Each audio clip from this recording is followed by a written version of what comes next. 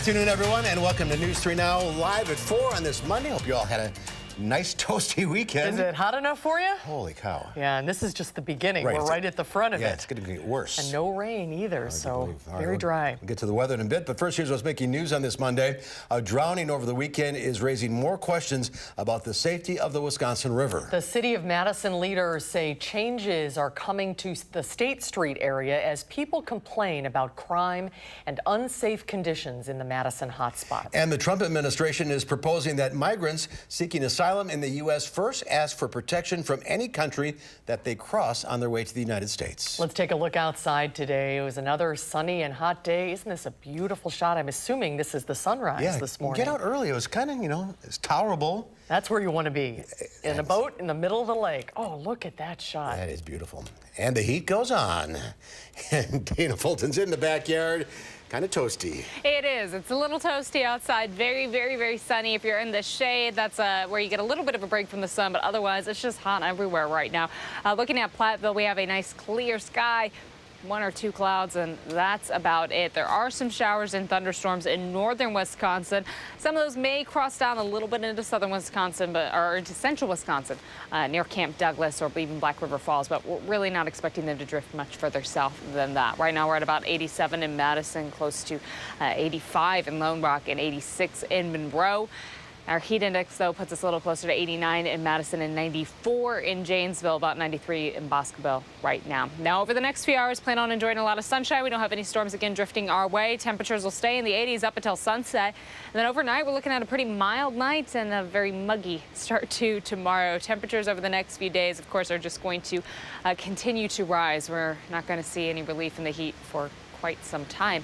We'll take a look at what's ahead for the rest of the week in just a few minutes. Right now, I do want to take a look at the roads, of course. Much of Dane County in a pretty good spot. It's just really the eastbound side of the Beltline where we're seeing the major delays right now. Also looking towards Verona. McKee Road also seeing a few slowdowns. 26 minutes to get from Janesville to the Beltline, 16 minutes to get to Sauk City from Middleton. And then for Sun Prairie to downtown, should be about 14 minutes for you on this very warm and sunny evening. Again, for the next few days, we're expecting quite a warm up. It's going to be very muggy by the end of the week, but we'll look at those alert days in just a few minutes. All right. Thanks a lot, Dana. We now know the name of the father who drowned trying to save his children in the Wisconsin River over the weekend. Amanda Quintana is here with more on his impact on the Madison community. Amanda. Yes, well, it's a very tragic story. 53-year-old Koo Her was in the Wisconsin River with his family on Saturday near the Prairie du Sac Dam. When his 3 kids swam out too far, he went out there to save them, but he didn't resurface. After dive teams suspended their search on Saturday, his body was found by boaters yesterday about 10 miles downstream. Now we're learning more about the people he touched while in Madison, including many in the Hmong community and almost 3 decades of Madison College students working to get their GEDs. He's the kind of person that came to work every day excited about the work that he did and truly committed to what was most important, that's meeting student needs. The Wisconsin DNR says, unfortunately, tragedies like this happen every summer. This year, though, it's pretty unique because there's high water across the state and much stronger currents in our rivers.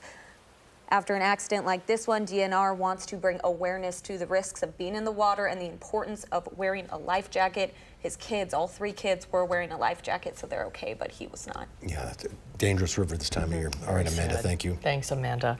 The Trump administration has announced sweeping asylum restrictions. They impact mostly migrants from Central America. The move comes as President Trump works to stem the number of people crossing the U.S.-Mexico border. Natalie Brand reports from the White House.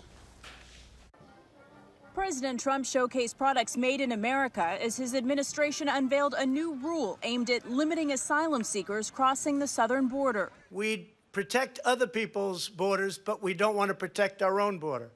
And that's changed so rapidly and so much. Under the rule set to take effect Tuesday, asylum seekers traveling from Central America must first apply for protection in countries they're traveling through, such as Mexico. This is asking Mexico to take a whole lot more responsibility on than they're already taking. Now they're going to have a lot more applicants at their asylum office, which is already vastly overwhelmed. The measure also applies to children who cross the border alone, but the Trump administration says there will be exceptions, including for victims of severe forms of human trafficking and those who have sought protection in another country but were denied. The Trump administration says the policy change is meant to ease what it calls the overwhelming burden on the U.S. asylum system at the southern border. Over the weekend, immigration officials began knocking on doors in cities like New York as part of planned raids to round up migrants who have deportation orders. People come into our country illegally, and they go out legally. Activists and immigration advocates are advising undocumented immigrants of their rights, and the ACLU has already promised a legal challenge to the asylum change. Natalie Brand, CBS News, the White House. Today, Guatemala canceled a planned meeting between that nation's president and President Trump in Washington and refused to reach a deal designating Guatemala as a safe third country for asylum seekers. More local news now. A paramedic is accused of sexually assaulting a patient during an ambulance ride between Janesville and Stoughton. 36-year-old Timothy Ovidal of Madison is facing second-degree and fourth-degree sexual assault charges for allegedly groping a woman in early May. According to a criminal complaint, the woman told a deputy with the Dane County Sheriff's Office that Ovidal touched her breast inappropriately and exposed himself to her during the ride. The woman said she was too shocked and scared to yell at the female ambulance driver. Ovidal's DNA was found on the patient's breast. He's scheduled to be in court later next month. Well, you may notice some changes happening at the top of State Street soon. Mayor Satya Rhodes Conway says enough is enough, and she is teaming up with several agencies in Madison to prevent more crime from happening in the future. Our Jamie Perez joins us now after speaking with the people involved in these plans. Jamie, what are some of the things we should expect to see? Well, the top of State Street, as we know, has seen more crime than police would like to see. Last week, we reported on the shooting that happened there, and that was kind of the last straw for the mayor. In an interview with the State Journal that she did, she outlined plans to remove some benches and limit seating areas to prevent loitering, put in more lighting so it's not as dark at night, and increase police efforts there. And as we all know, State Street has a lot of foot traffic, and people who are working with the mayor's office on these plans, including the alder for that area, say these are all good initiatives, but they've still got a long way to go. These are terribly unique strategies, but what I appreciate is that the mayor is creating a sense of urgency among the myriad of city agencies, including providing funding to do more in this area. And they are still looking at more ways to promote safety efforts without infringing on the social services and resources for the homeless population, who many say are not the ones who are committing the crimes. The mayor was not available for an interview with us today to discuss these plans more in depth, but we did speak with the Central District Police, and we will hear more from Alder Mike Revere tonight at 6 about some other possible plans that they have in the works that could affect other people that visit State Street. We'll see you at 6. Thanks, Jamie. Former Governor Scott Walker will join the staff of a conservative student organization. Officials with the Young America's Foundation announced today the former governor will serve as the group's president in February of 2021. Walker's been involved with the group for some time, even working with them during his time as governor. His wife also serves on the group's Reagan Ranch Board of Directors. Walker says the new position will prevent him from running for governor or U.S. senator in 2022. People living in Monroe and Juneau counties could see more military activity this week in the area than usual. The Wisconsin National Guard is running a massive disaster training exercise. Today through Thursday, trainings will be going on at Volk Field in Camp Douglas and Fort McCoy in Toma. It will involve more than 700 civilians, volunteers, and military personnel from all over the country. Financier Jeffrey Epstein will have to wait to find out if he'll make bail in his sex trafficking case. He pleaded not guilty last week to charges he abused minor.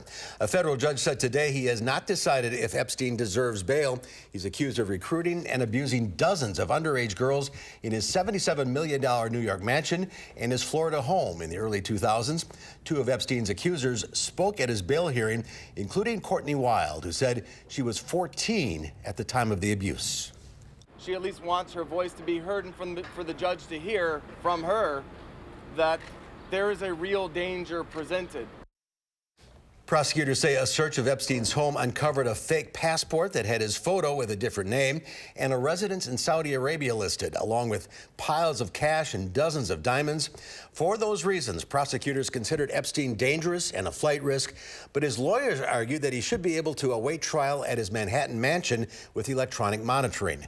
The judge expected to make his decision on Thursday. Today is the changing of the guard for the flagship CBS Evening News. Tonight at 5:30, Nora Norah O'Donnell will take over as the anchor and managing editor of the CBS Evening News. She is replacing Jeff Glor, and you can watch her first newscast immediately following News 3 Now at 5. Can't wait. We wish her the best of luck. Yep, absolutely. Well, still to come at 4, Frank Lloyd Wright's Taliesin in Spring Green and 7 other Wright buildings are now officially UNESCO World Heritage Sites. We'll find out what that means for the buildings and what it takes to become a World Heritage Site when our guest joins us when Live at 4 continues. No.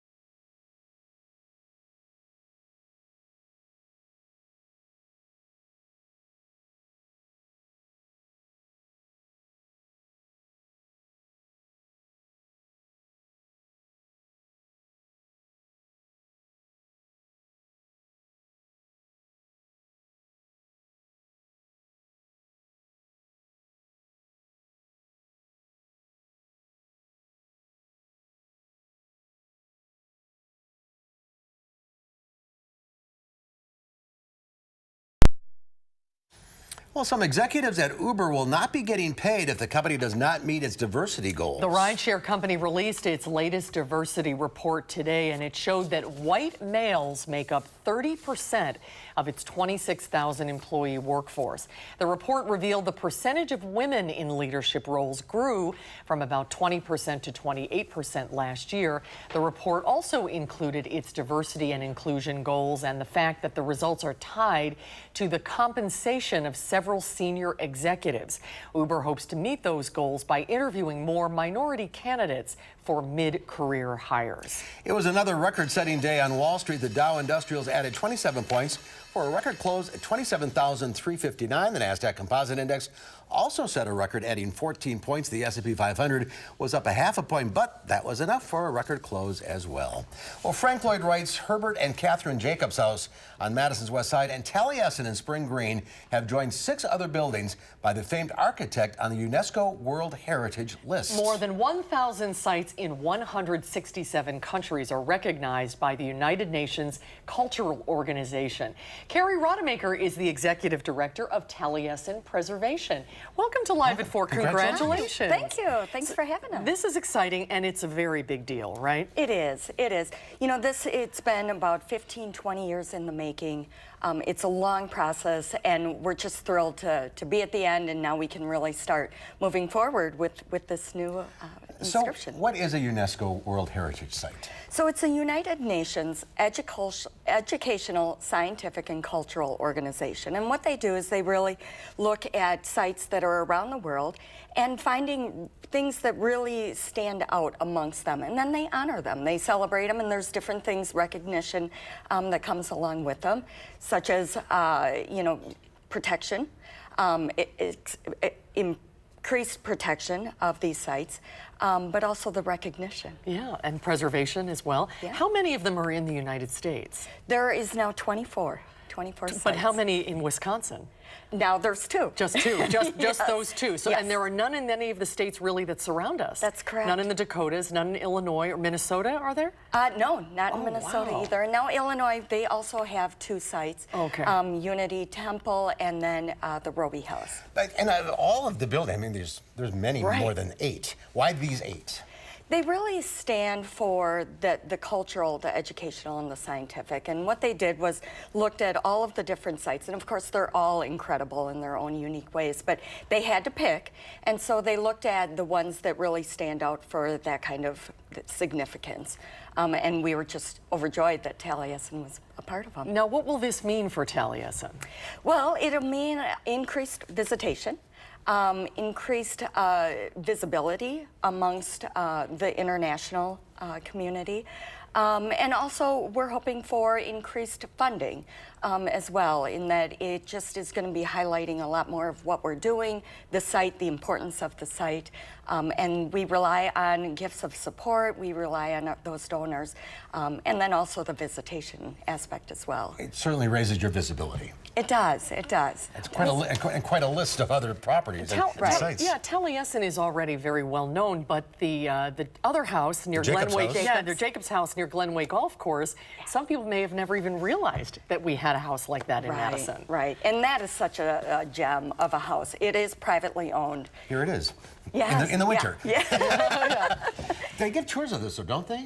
No. On occasion. Okay. On occasion. And I would say if anybody's interested, you know, certainly contact us at Taliesin Preservation, and we can certainly help to coordinate whatever tours, opportunities at the Jacob's House, but also our site as well. We're open 7 days a week, May through October. Oh, that's great. And there's a lot of buildings in the Madison area. There is. And it's sort of a magnet. People come here and they go on these Franklin Lloyd Wright tours. Yes. And this is going to increase that, I bet. Yeah, I hope so. Definitely, you know, and the way that we look at it is we're partners with all of our sites. I mean, everybody's owned individually and operated individually, but the more attention that I think Wisconsin can get from this, the better all of these sites and all of the state is going to be. How long have you been working to get this recognition? It's been about 15, 20 years in the process. So you have to nominate, and then it goes in front of a panel. Yep. And it did in 2016, and it got referred back, so we had to make more adjustments. And then we resubmitted in November of last year, and then we watched it live on July 7th. Oh, how exciting. Yeah, it was fun. That is exciting. And just the title alone, UNESCO World Heritage Yeah, it's Site. exciting for all of us. Just in that alone. I know. We're all walking around, we're pinching each other. Like, you realize this, yeah. Congratulations. Thank you. Hey, great to see you. Great to see you. Thank you. And there's more for it. It includes a look at a seasonal cafe inside the Taliesin Visitor Center. And then coming up at 5, hear the amazing story about how a mistake led a man to a career as the executive chef at a Madison favorite. That's coming up at 5. You're watching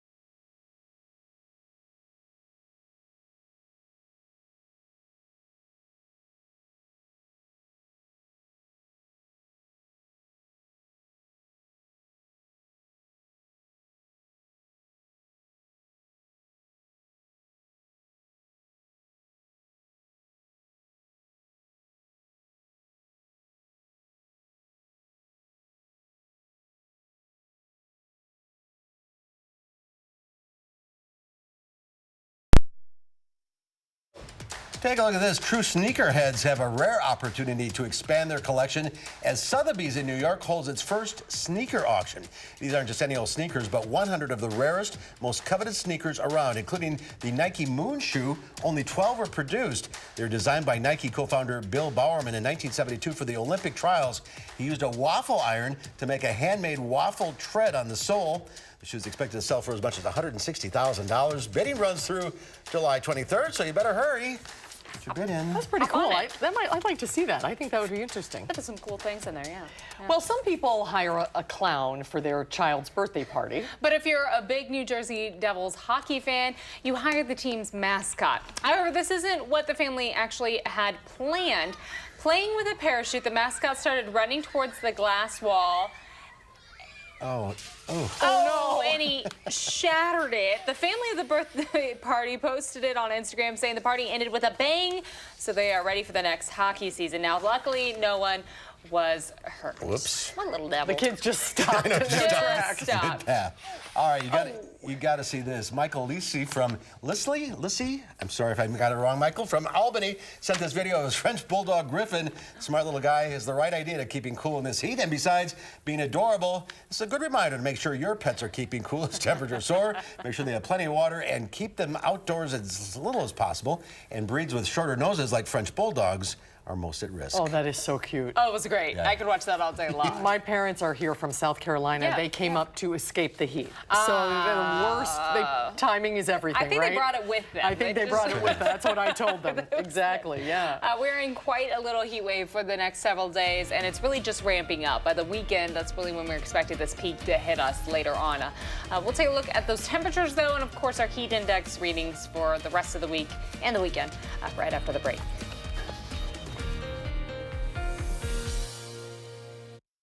It's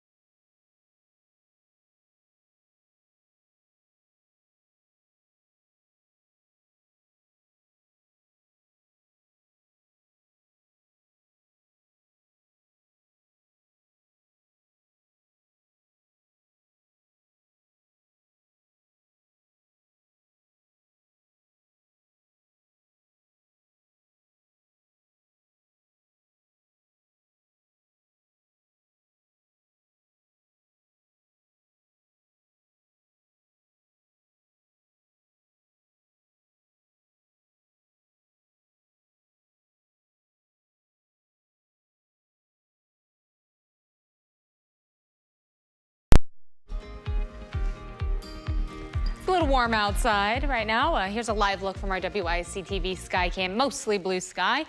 few little clouds, but that's not blocking out any of that sunshine, of course. We're at 87 currently in Madison. Our dew points in the mid-60s with a breeze coming from the southwest, about 13 miles per hour, enough that you'll notice it. It does feel like we're in the low 90s right now. It's a little warm, again, a little humid. And that humidity, of course, is just going to be a focus for the rest of the week. Even as our temperatures climb, that increase in our moisture is going to lead to some really uncomfortable conditions by the end of the week and the weekend. Right now, we do have some showers and thunderstorms in the northern part of the state. Some of those may drift a little south towards Camp Douglas, but we're not expecting them to sink too far south for us right now. We're kind of in between these two fronts. We do have a cold front off to the northeast, driving some of those storms into northern Wisconsin. Ideally, that front would swing on through and cool things down for us. Unfortunately, though, the front kind of falling apart and weakening as it drops south. So it is going to cross overnight and into tomorrow morning, but we're really not looking at an increase in any sort of moisture for us in southern Wisconsin for tonight, and certainly no cool down expected for the next few days. Behind that, we fall into a bit of an unsettled pattern that's going to lead to some really warm air settling in. And again, that increase in moisture just increases our heat index readings. 87 in Madison, but 88 in La Crosse, looking at 86 in Waterloo and 92 in Milwaukee, a little warmer along the lake right now. But overall, everyone kind of sitting in that warm spot for us. Rain chances are going to stay to the north through the rest of the evening. Heading into tomorrow, plan on a partly cloudy sky overnight, and then in the afternoon, still seeing that partly cloudy sky. Breeze still coming from the southwest for us, some more warm air moving in. By Wednesday morning, there's a slight chance for a shower early, otherwise partly sunny for us throughout the afternoon. Our breeze becoming more southern by the afternoon, and then by Thursday and Friday, we're looking at another chance for some very warm weather to shift in. The breeze still coming from the southwest for Thursday afternoon, and by Thursday and Friday, that's really going to be the peak of our temperatures and the peak of our heat index readings. So overnight, expect a partly cloudy sky. Temperatures are going to hold in the 80s through the evening until we hit sunset. And then by tomorrow morning, we'll finally fall into the upper 60s for our overnight lows. So very mild, but very muggy overnight for us. In the afternoon tomorrow, plan on those temperatures climbing yet again. We'll be close to 90 for our afternoon highs. Heat index readings, though, closer to the mid 90s. By Tuesday, late in the night and Wednesday morning, there is that slight chance for showers. Not expecting a lot of rain to come through, but not really got the chance to see a little bit. Temperatures will fall close to 70 for early Wednesday, and then Wednesday afternoon we'll be back close to 90 for our afternoon highs. As far as those heat index readings are concerned, though, what it actually feels like outside by Tuesday afternoon, it'll feel again like we're in the mid to low 90s, and then by Wednesday afternoon, plan on those temperatures climbing close to 90 and those heat index readings staying just about a degree or two above where our actual temperatures are at. That's for Tuesday and Wednesday. By Thursday and Friday, though, more of the heat shifts in, more moisture shifts in, and because of this, we already have an excessive heat watch in effect for Grant County on west and south, stretching actually into Crawford and Richland counties as well. It's really going to be warm outside, and those heat index readings will be crossing over the triple-digit mark for us. So the Milwaukee office, the National Weather Service office, holding off for a few more days to see how hot it's going to get, but we do have alert days in the forecast, of course, for the rest of the week and into the weekend. The concern, those heat index readings climbing up quite a bit, and lack of any sort of relief outside in those temperatures. Plan on overnight low of about 69, partly cloudy, but very mild and muggy. Hot and humid tomorrow at high of about 90 degrees for a high for Tuesday. We'll stay in the mid to low 90s for our temperatures through the middle of the week. And again, Thursday and Friday is really when we're expecting the peak of those heat index readings, climbing well into the 100s. Saturday and Sunday still very warm, but by next week, we finally drop off a little bit. The heat wave shifts east for us. Temperatures will be just a little above average, but in the mid 80s, and it won't be nearly as humid outside. That'll feel like the 60s. Right. That's the key, the humidity. Get rid of that. If we can get rid of the humidity, of course, and everyone's AC running on overdrive. And the other thing there, afternoon highs are going to be very warm, of course, but our overnight lows, when they stay in the 70s, your house, your body, it doesn't get the opportunity to actually cool down. So the overnight low is also a concern for us. And the Dane County Fairs this weekend. Be careful with the animals. The heat has arrived for them, so keeping them very hydrated is going to be important. All right, Dana. Thank you. Thanks, Dana.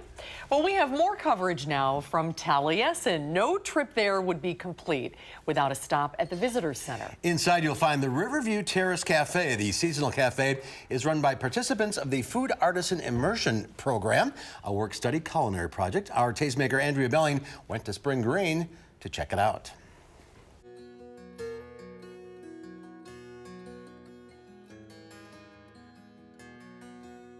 All of these dishes feature our surrounding farms, which is not the easiest thing to do in spring. So the Uplands Puff feature starts with the famous Pleasant Ridge Reserve cheese, which we grate into the pâte à choux, so it makes it like a cheesy popover. And then we put a salad in of all different kinds of whole leaves of herbs and early spring greens. So there's a little sorrel and dill and radish and anise hyssop, along with some nice salad greens, and finished with a tangy lemon vinaigrette. Ooh, and this looks like a garden in itself here, just coming out of this puff.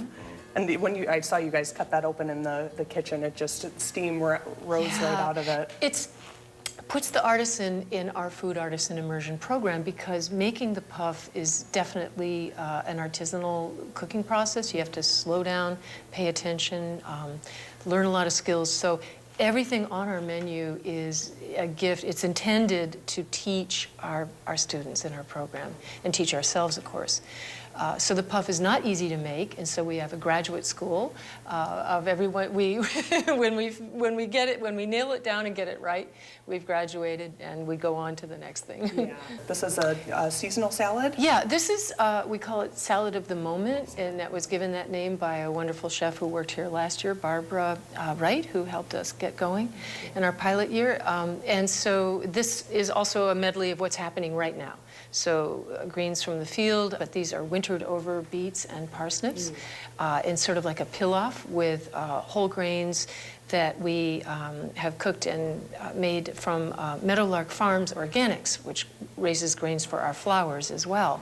And then we have Chev, fresh goat cheese from Dream Farm over near Mount Horeb. And that's warmed and put on, breaded, so it's a little crackly when people will fork into it. You know, being a chef, you want to be known for, you know, these elaborate dishes, but this grilled cheese is just absolutely wonderful.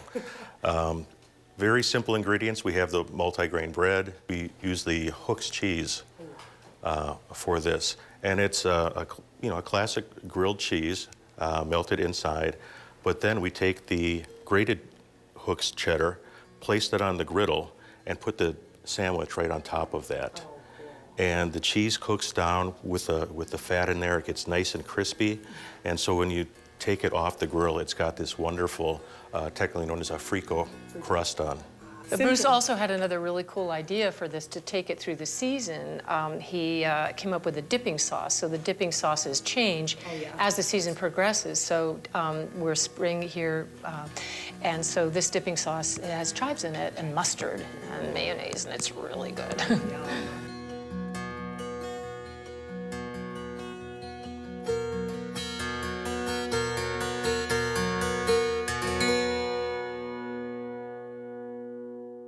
Works of art in themselves. Andrea's here now.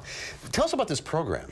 Yeah, so behind this Riverview Terrace Cafe is a fully operating CSA farm and this artisan food immersion program that they have students that are there for 6 or 3 months, and they get to learn everything from how to grow the food, how to harvest the food, and how it gets on the menu. Oh, that's incredible. Yeah, and it's a program created by Odessa Piper. Yeah, so great to see Odessa. Yeah, yep, and then Bruce Evans is the program manager, and it's really representative of the kind of apprenticeship program that Frank Lloyd Wright envisioned to be this well-rounded, connected kind of learning experience that happens right on the Taliesin estate.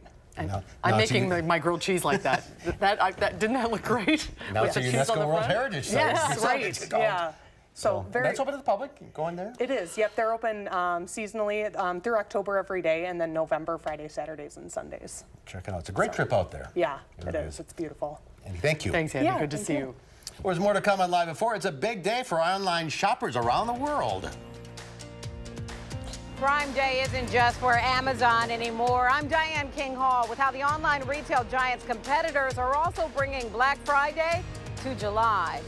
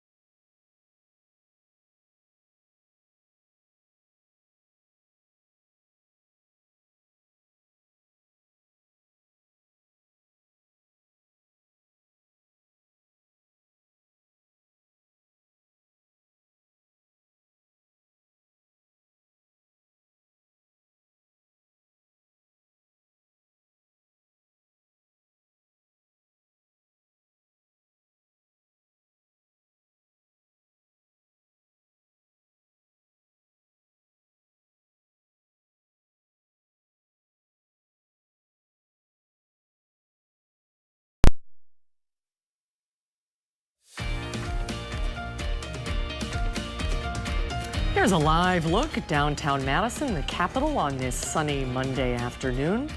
Primed for Prime Day, Amazon's big sales event kicked off at midnight. The July retail bonanza is longer this year and is facing more competition. Diane King Hall has more on what to expect.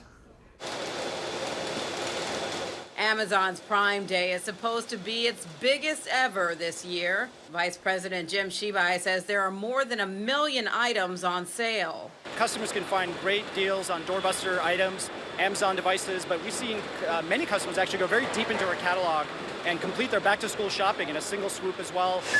After suffering some glitches last year, this year the sales event has expanded to a full 48 hours. Monday, some social media users reported problems, but also incredibly deep discounts, like an Echo Dot for less than $13. The deepest discounts are for Amazon Prime members, but CNET's Dan Ackerman says there is a workaround. If someone's not a Prime member, can they participate? I mean, they want you to join Prime. If you're not a Prime member, you can get that free 30-day trial and then cancel it. That's the smart thing to do. The popularity of Prime Day has Amazon's competitors jumping in from the sidelines.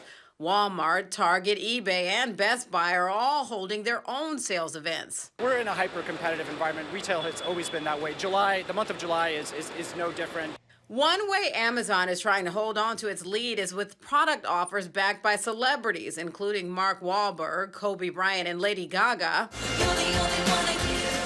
Customers who want to stream content will find a Taylor Swift concert. Prime Day, they have to find a new angle every year to kind of get you excited about it and get that hype build up. And a tip for shoppers. Even when the official sales are over, it's worth checking back. Some deals are expected to last past Prime Day.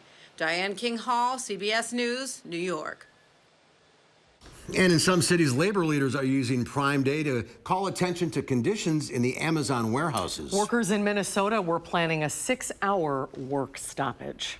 Well, still to come at 4, it's no secret that raising a baby is expensive and many young mothers need a helping hand. When we come back, there is a way for you to help those in need. It is the News 3 Now annual community baby shower. We'll tell you about it when Live at 4 continues. Well.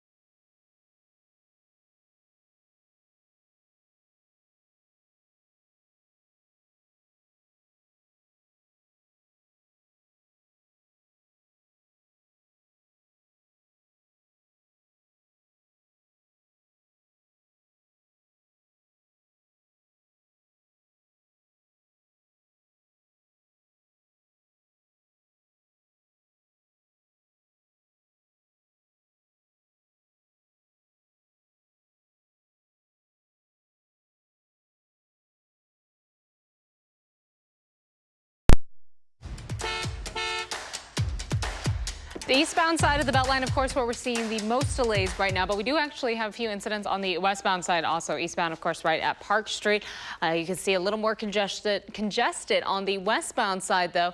We do have incidents on the exit to Park Street and the exit to Rimrock Road. So there are a few delays if you're trying to get off the westbound side onto Rimrock or the westbound side onto Park Street. We have some delays right now due to some incidents that happened at this time about 20-30 minutes ago. Eastbound, though, those speeds reduced down to about 20 miles per hour. So, of course, you're going a little slower, but we don't have any incidents on the eastbound side. So your evening commute should be about the same time, about 15-20 minutes over what you would see at other times during the day. 26 minutes to get from Janesville to the Beltline, 16 minutes to get from Sauk City to Middleton, and the drive from Sun Prairie to downtown has increased just a little bit. It'll take you about 17 minutes this evening. That's a quick look at traffic. All right, Dana, thank you. Here's a way to beat the heat. Residents in Madrid gave one another a good soaking during the Vallecas annual water festival. The Battle of the Water, as it's popularly known, sees residents of this neighborhood dance through the streets to a drum as they spray each other with water guns. It's a great way for people to cool off in the sweltering heat, which reached up to 104 degrees over the weekend. That looks like fun. It looks like a blast. Yeah. Well, raising a baby can be very expensive. According to the USDA, the average middle-class family will spend $12,000 a year on baby items, and that's just in the first year of a baby's life. It's hard to believe. News 3 Now is trying to help those families now with a community baby shower. Joining us live is Janine Erickson from Project Babies. She is at the donation spot over the Viridian Homes on the Beltline. Jeannie, thanks for being with us today.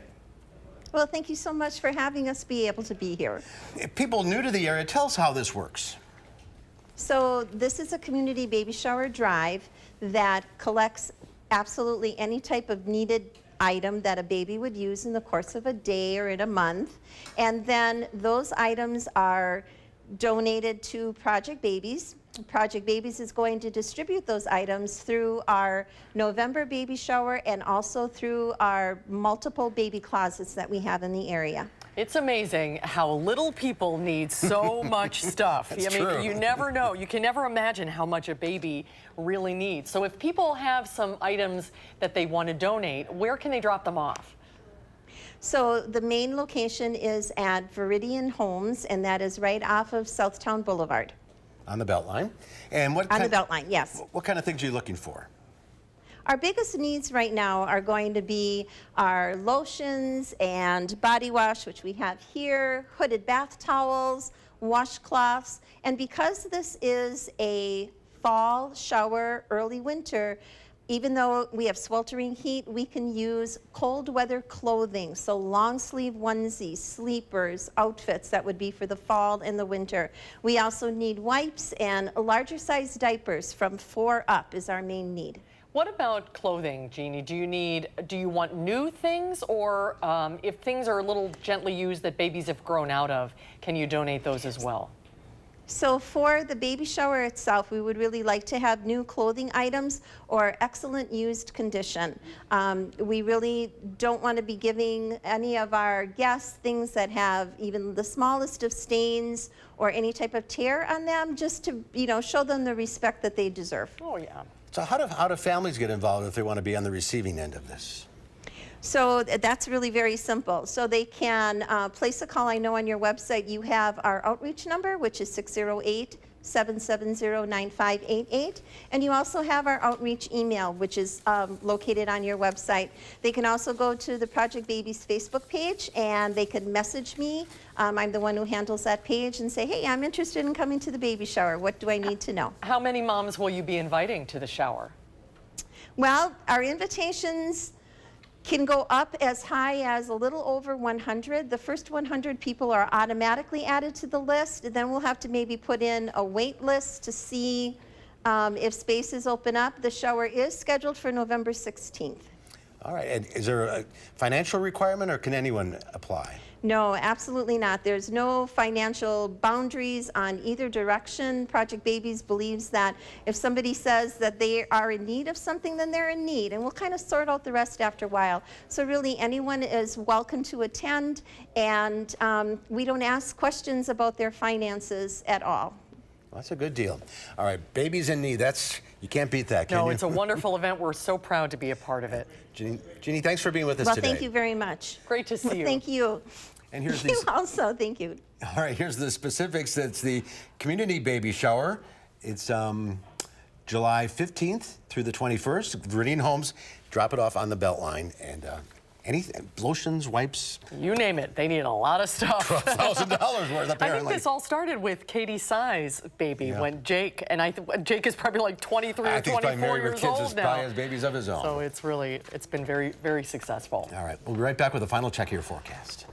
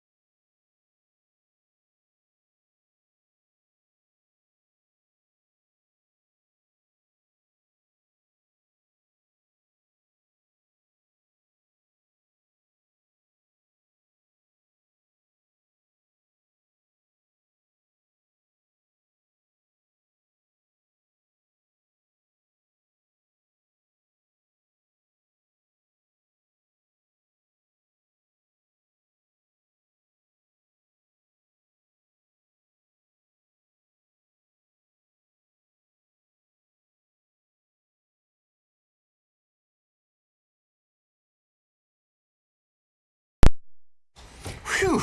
We'll just keep that on repeat, actually, for the next few days. Right now, it's warm outside, but by Thursday and Friday, we do already have an excessive heat watch that's been issued. Not in effect yet, but for Grant County and looking towards Crawford County, also seeing that to anywhere west and south of there. Currently, we're at about 87 in Madison. It feels a little closer to 89 right now, and 91 in Janesville. We still have those alert days in the forecast extending through the rest of the week and into the weekend. The concern, of course, how hot it is going to be outside with our actual temperatures. And of course, once you factor in those heat index readings, it is going to feel like we are well into the triple digits. By the end of the week, we'll be monitoring how much time everyone is outside, especially those that are maybe a little physically weaker, elderly, the little ones, and our pets. Yeah. Oh, yeah. It's getting dangerous at that Absolutely. point. All right, Dana, thank you. And tomorrow here on Live at 4, Consumer Reports has advice on protecting yourself from allergies caused by ticks. And we'll meet the Wanakee resident who plays Bruce Lee in Quentin Tarantino's new movie, Once Upon a Time in Hollywood. That's coming up tomorrow on Live at 4.